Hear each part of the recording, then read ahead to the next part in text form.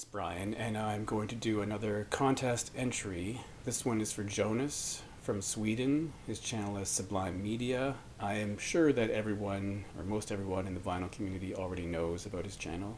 For me, though, I just discovered it a couple of weeks ago and have subscribed to that channel. So, Jonas's contest is about a favorite or best find in a record store.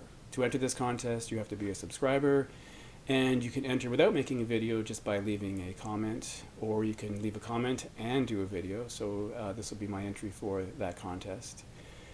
It was a bit of a challenge for me because when I heard the description of the contest, I immediately thought, well, I'll just talk about the most expensive record I found for the lowest price, or something I found at a garage sale or a lawn sale, something like that. But I thought that was maybe just a little too easy, and I decided to pick something that actually isn't that rare, but I was really happy to find on vinyl. So the record I'm going to talk about is Ecstasy from Lou Reed. This was released in the year 2000. I bought the CD. It did come out on vinyl in Germany in that year, and if you look that up on Discogs, you'll find that the price for that record is really high. So I thought I had no chance of getting a copy of that on vinyl. And as luck would have it, this came out in the year 2019 on Record Store Day. In the past, I would always say that I had never been to a record store on Record Store Day. Although recently I'd been once, partly because I forgot it was Record Store Day or didn't know it was Record Store Day. It's an event that I find is kind of interesting, but honestly, usually the items that are released are not things that I'm interested in, or the prices are kind of wonky. However, I think I knew this was coming out on Record Store Day, but I couldn't actually go on that day, but I found it later. So, I mean, for me, the reason I love this record and love finding this record was because I didn't think it would ever be on vinyl, and I knew that I'd probably never get a copy, or would be unwilling to pay, $200 or more for a copy of this. For me, this is I guess you'd call it a go-to record. For years when I would get in the car, this is one of the CDs I would take, and I would play it wherever I drove, because I think it was on any kind of road trip, because I loved it so much. I think this is sort of one of Lou Reed's best records for me. If I were ranking Lou Reed records, I'd put this right near the top, because I think he sort of made a big turnaround. In the 80s, he sort of lost his way a little bit. I think I mentioned Growing Up in Public a while ago, and there was some records that were a bit of a miss, but every record after Songs for Drella, I think, has been fantastic. Magic and Lost, Songs for Drella. This one, even Set the Twilight Reeling, I think is a really good record.